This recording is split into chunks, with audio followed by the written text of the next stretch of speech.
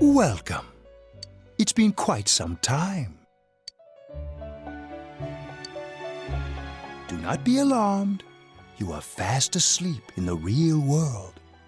I have summoned you within your dreams. Now then, your journey has taken you quite a distance thus far. Do you believe you'll be able to successfully solve this mystery?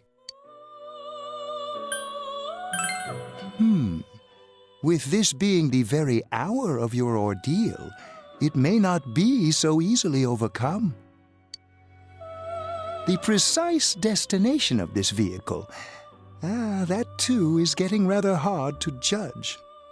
If we continue driving blindly, we may end up leading you further away from the mystery that you must reach. Well, why don't we take a moment to look back on your journey? It was for that purpose that I summoned you here tonight. Margaret?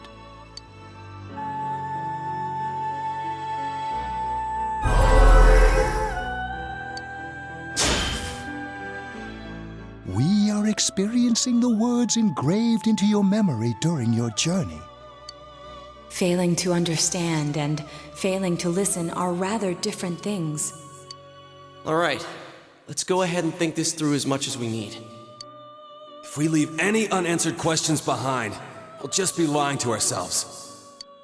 I'll think as hard as I can and try to help. Come on, we've accomplished this much together, haven't we? Right.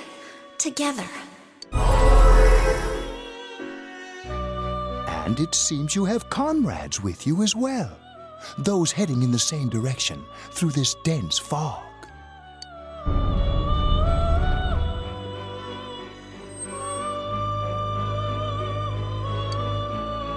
We'll be parked for the moment while I confirm our current heading. As I mentioned previously, this year will signal a great change in your life. Though there isn't much time left, it can be worth your while to take the time to stop and reflect. People are like water flowing in a river. There is only one stream, but all who pass through it are affected differently. Some travel fast, some change their course, experiencing countless events as they travel down the river of time. Just so. The state of this room reflects the scenery of your heart. Perhaps this may be a time for contemplation rather than action.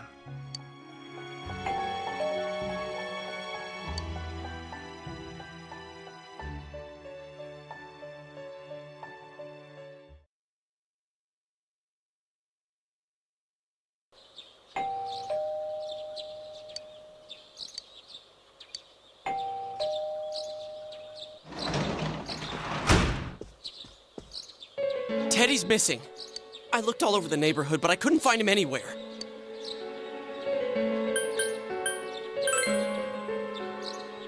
I hope so. Rise and the others are checking inside the TV to see if he's gone back to the other side. We're meeting pretty soon, so will you come with me to Jeunesse?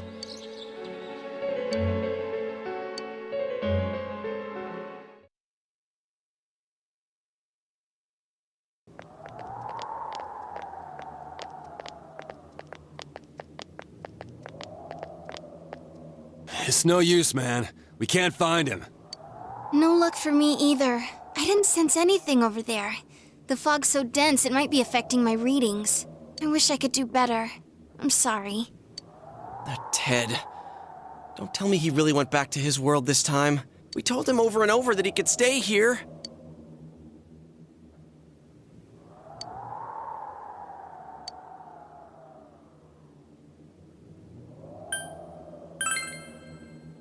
Yeah, you're right. He plays dumb a lot, but he's attached to us deep down. He wouldn't disappear without saying anything, right? I'm worried for Teddy myself, but let's trust in him and await his return. Right now, we must concentrate on the case. It won't be long before Namatame is transferred to another location. We must hurry, or we will miss our only chance to get his perspective on this. You know, I've been thinking about the case since, but something just doesn't seem right. Let's quickly review the facts. Of all the victims, only 2 were killed, Miss Yamano the announcer and Saki-san. From the documents we found in the car, we know Namatame had some sort of dealings with them. After that, there were multiple attempted murders in which we were targeted. It was only when he took Nanako-chan that we caught him in the act, identifying his modus operandi in the process. When I hear you put it like that, sounds like the dude's guilty. As a result of Namatame's arrest, the police admitted that Mitsuo Kubo was a mere copycat killer. Back up to yesterday. Remember when you said Namatame didn't have a motive to kill the announcer? That's what's bothering me. Right. Either he's completely nuts, or we're misunderstanding something. You lost me. She's trying to say that if Namatame is sane, then there may be facts in the case we don't know about yet. Sane or insane? Sounds like a play I saw before. When he talks about saving people, what does that actually mean? I don't think there's any doubt that it includes kidnapping people and throwing them into the TV. Could he mean saving them through death? He did call himself a savior and said that the other side is a wonderful world. So they'll be saved if they die? What a bunch of crap! The bastard should have gone and saved himself. What do you think, Senpai? If you think about it normally, it's gotta be him. But there ain't nothing normal about that world anyways. There's something I've been wondering about for a while. When we first encountered him, he said, "You're the ones I saved. Don't worry, I'll save this girl too." So, if he saves people by killing them, did he save us too? Wouldn't he actually have failed to save us? You raise a good point. If he thinks that salvation comes only through death, his words to us make no sense. And another thing, the Namatame who appeared on the Midnight Channel said he failed to save Nanako-chan. Well, maybe he really was trying to save the victims by putting them inside the TV. Come on, don't get all quiet like that. You guys know I just say the first dumb thing that pops into my head. The possibility that he truly intended to save us. But he's still the one who threw in Saki-senpai and that announcer, right? Sure, we haven't nailed down his motives, but that doesn't change the fact that he killed them.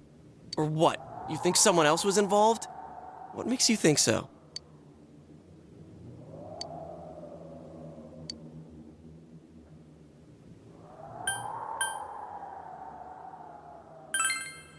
Morning letter? Oh yeah! Whatever happened to that thing? If Namatame's the killer, he must have been the one who wrote it, right? Let's review them.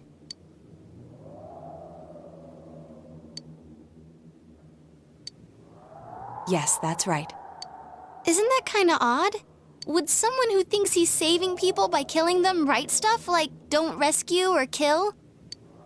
Yeah, and the will be put in and killed part doesn't make sense either. If the killer was writing it, wouldn't it be more like I'll put in and kill? Hey, could this mean... Yeah, it's almost like someone else wrote this letter. But only the killer would write such a letter and deliver it to Dojima-san's house, right? If someone else wrote it, that could only mean... Dear God. Since this is such an unusual case, I was absolutely convinced that other than the Kubo incident, there was one culprit. So Namatame really was trying to save his victims? Everything is exactly the opposite of what it first seemed. In Namatame's parlance, failing would have been the first 2 cases when the victims died. If he had used his method twice and failed both times, he would hardly have continued using the TV. And it all seems to suggest that someone else wrote this warning letter while observing the entire case. Someone else? Then, it wasn't Namatame that killed Saki-senpai and the announcer? We can't say for certain yet. We urgently need to speak with Namatame face to face.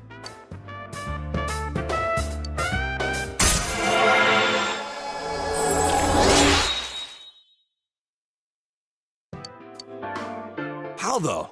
After what happened yesterday, they said they're gonna tighten security. I have a plan.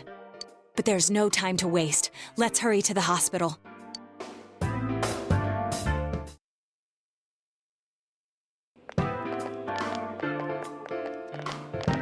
Hey, this place is off limits. I'm a consultant with the police. I'd like a few words with Namatame-san. May I go in? This is Unit 252, requesting confirmation on an ID. Name of Naoto Shirogane. Huh? Ah, understood. I see. Well, you're on the list. I can give you a few minutes, but I'll have to record your conversation with him for security purposes. Not that I expect you'll get anything coherent out of the guy. He's been spouting nothing but gibberish.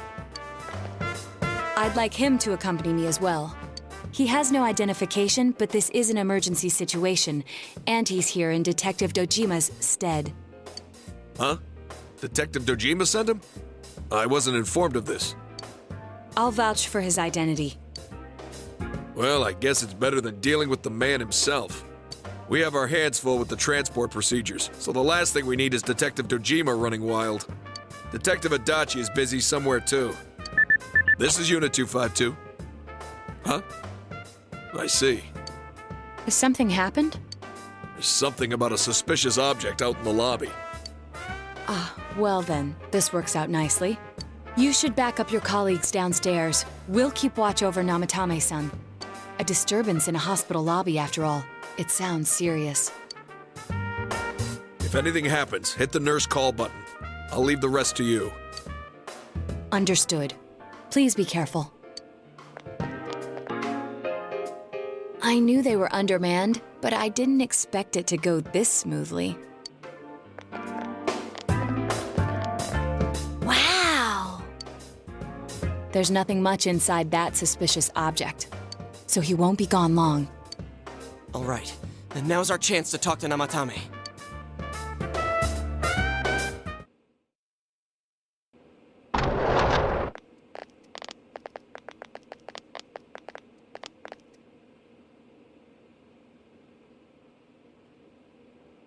Namatame-san, there's something we'd like to ask you.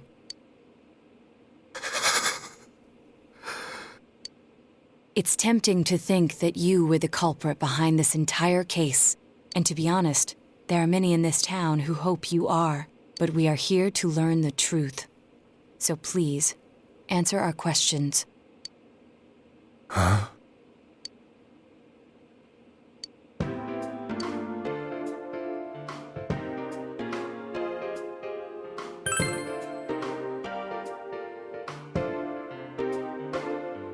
Huh? Me?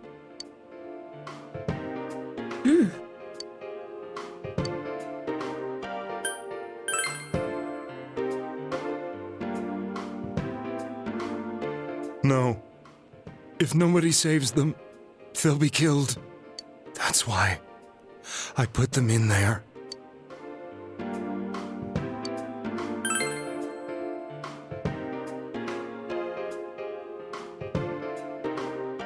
They were killed. I couldn't save them. Then tell me if my estimation is correct so far. After discovering the Yamano and Konishi incidents, you realized an appearance on the Midnight Channel meant certain death. Thus, to save her from that fate, you kidnapped Yukiko Amagi. You couldn't let her be killed, so you threw her into the TV, preventing the killer in this world from reaching her. And you repeated the process as more individuals appeared on the Midnight Channel. It all falls into place.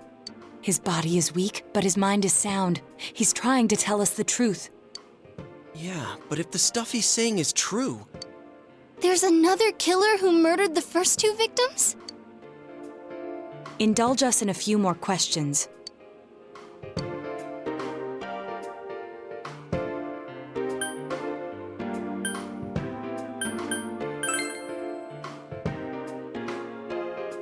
I didn't know. I never thought it would be that kind of place.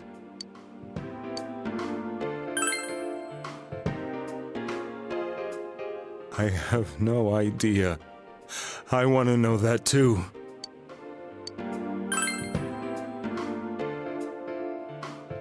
What are you talking about? As I thought. You believe me?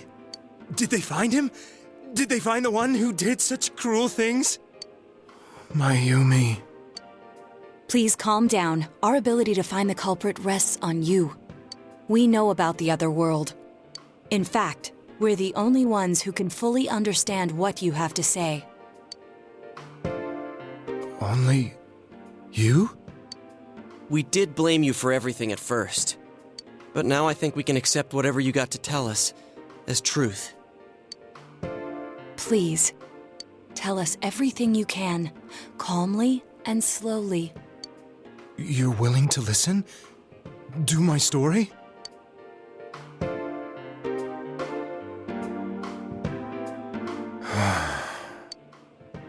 All right.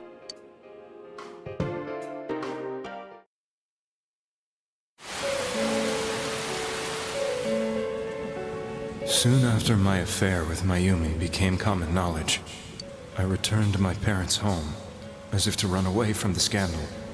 And I started drinking heavily to drown my anxieties. I hadn't been able to reach Mayumi at all, and that didn't help either. Mayumi, where are you? She'd been disgraced on all the afternoon shows, and forced to resign from the program she was on. I caused her so much trouble. I wanted to at least apologize to her, but I couldn't even do that. I lost the will and energy to do anything. Then, one day, the rumor I heard some time ago came back to me. Since I had nothing better to do, I sat down blankly in front of the TV and watched my own reflection. And all of a sudden, there was Mayumi. Mayumi? Is that you? The Mayumi inside the TV looked as if she was calling to me for help. Mayumi? Mayumi! When I reached out unthinkingly to touch her, my arm disappeared into the TV, as if I had dipped it into a pool of water. I was so shocked that I lost my balance and nearly fell face first into the TV.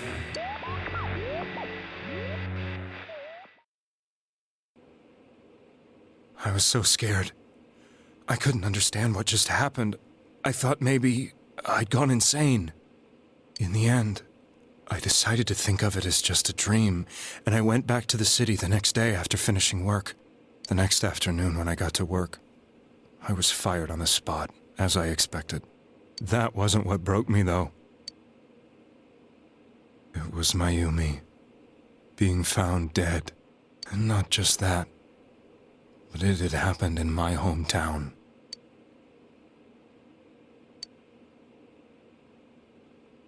I was dumbstruck. But later on, I remembered the image of Mayumi I'd seen that night. Was it not a dream?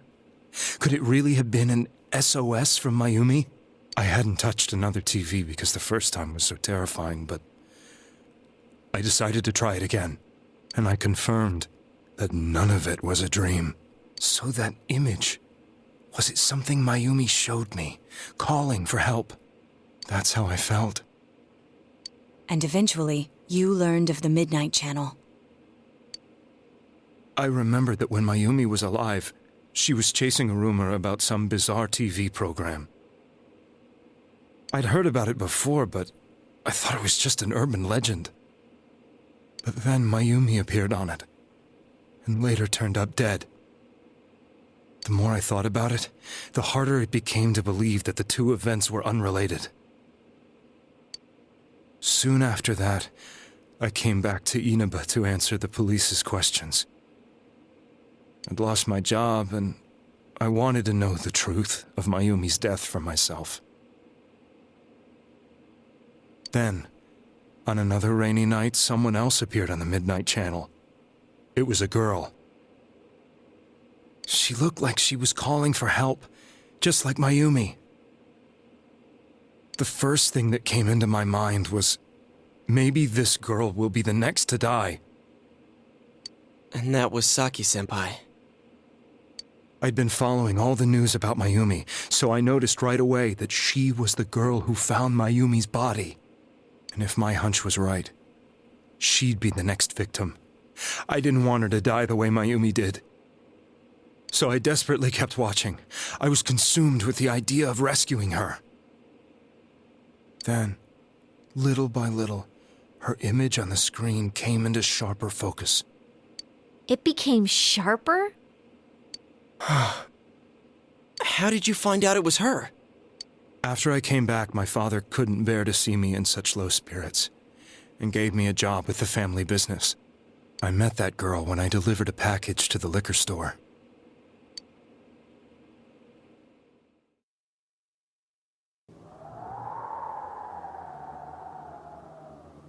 After agonizing over it, I decided to meet her, and told her to be careful.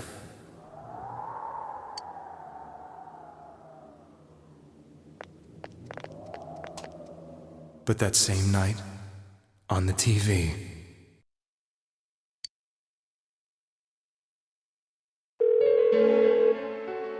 she looked as if she was being engulfed by some black shape. She was writhing in pain. That's why I warned her. Why won't she pick up the phone? Come on, please!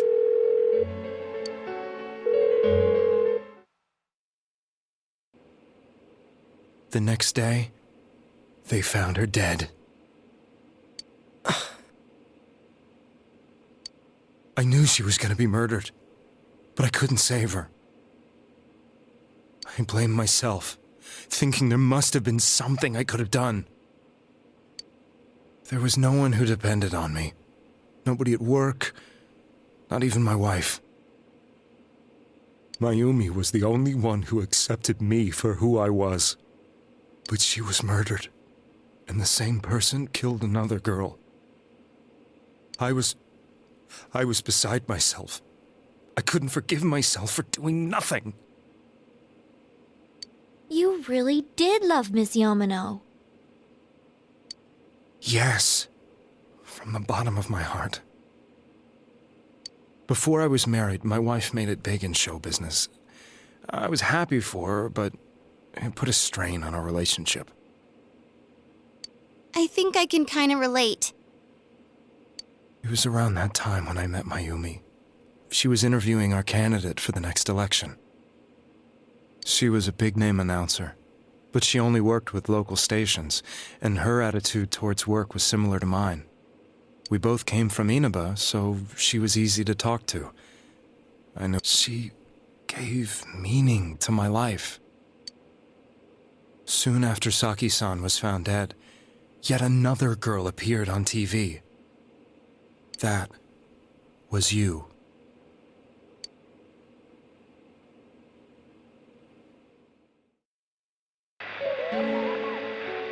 She'll be kidnapped next, and murdered. I can't let her end up like Mayumi and that other girl. This time, I'm gonna do something. My opponent was a murderer who left no clues to his identity. I thought hard about what I could do to protect her from someone like that. I'll never convince her. If she gets suspicious and they arrest me, who'll save her then? The girl inside the TV looked as if she was smiling at me. And that's when it hit me. I apparently had the power to go through the TV screen to the other side. Then, what if I put her into the TV and give her shelter there before the killer gets her? What are you trying to tell me? That it's safe over there? Is that it? The girl inside the TV seemed to smile at me again.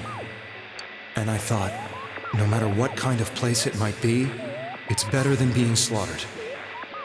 Once things calmed down, I could just let her out again. If she's inside the TV, there's no way they can find her. It felt as if everything was starting to come together in my mind. Could it be that Mayumi gave me that power to prevent any more victims from meeting her fate?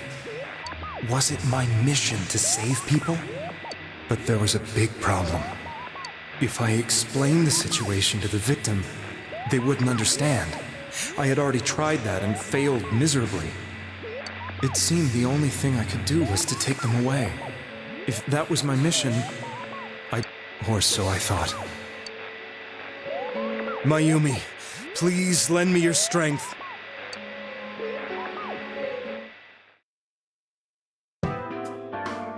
So, since you thought people who appeared on the Midnight Channel would be killed, you kidnapped us in order to save us. Mission? Give me a break! You never stopped and wondered about any of this? I thought I was the only one who could help them. I did call the police, but they didn't believe me. I knew the area well, thanks to my job. I had a large truck, and I could move around without suspicion. I thought my job as a delivery man would be the perfect cover for my mission. I thought no one else could do it. But are you telling me that I wasn't saving them? If a person is still within the TV world when the fog appears here, they will die. Beginning with Yukiko-san, the people you thought you had been saving were, in fact, in mortal peril. It was my friends here who really saved us all. I had a feeling that was it. When I went after that little girl and entered the TV myself, for the first time, I had some doubts about myself. You refer to Nanako-chan, correct? The police were after me, so I had to get away. But I still felt I needed to do everything I could to save that poor little girl. That's why I went in after her. But the TV world was completely different than I imagined. Such an abominable, grotesque place. I knew that the three of you who I saved went back to your normal lives, so I didn't realize how terrible that world was. I never knew you couldn't even get out of that place on your own. No. That's a cowardly way to put it. I'd probably already begun to realize that it was a dangerous place. If I hadn't, I wouldn't have gone to see you all. See us? Wait, are you talking about the concert we did at Junes? Yes. I wanted to know why the ones I saved were all hanging out with each other, and how much you remembered. But in the end, I couldn't bring myself to say anything and ran home. I must have felt too guilty. But all the doubts and anxieties I'd been unconsciously suppressing exploded out when I entered the television myself. I thought I was going insane. I probably did. And you know the rest. When I came to, I was lying in a hospital bed. You really were trying to save people. But I ended up doing just the opposite. What a fool. I always wanted to enter the world of politics and become useful to society. But after losing my job and the woman I loved, all I had left was this power. I convinced myself that world was some sort of sanctuary, and I secretly believed myself to be a hero.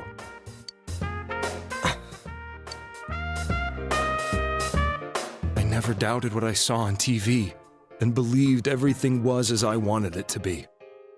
I didn't think for myself at all. That's why I couldn't protect them. I'm to blame for all of this.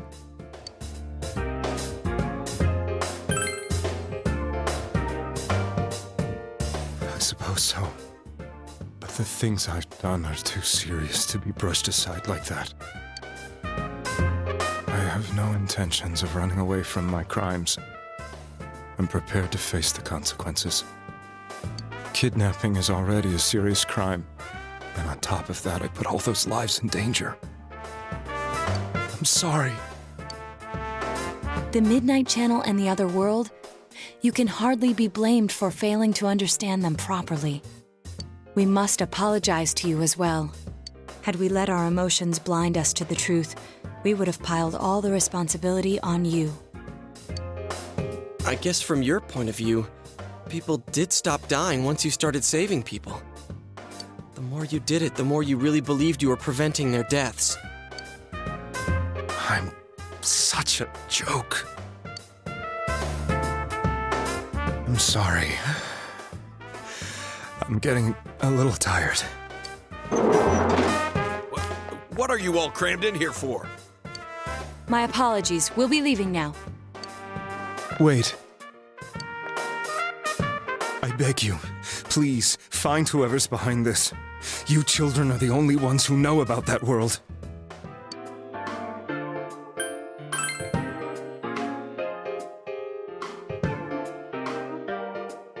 It's all clear now. He never committed any murders.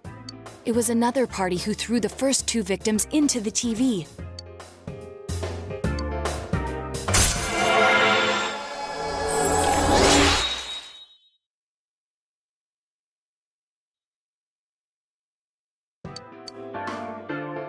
Now get out of here! I told you, he's almost ready to be transported. We can't have anything else happen. Sheesh. I better not see you rascals here again.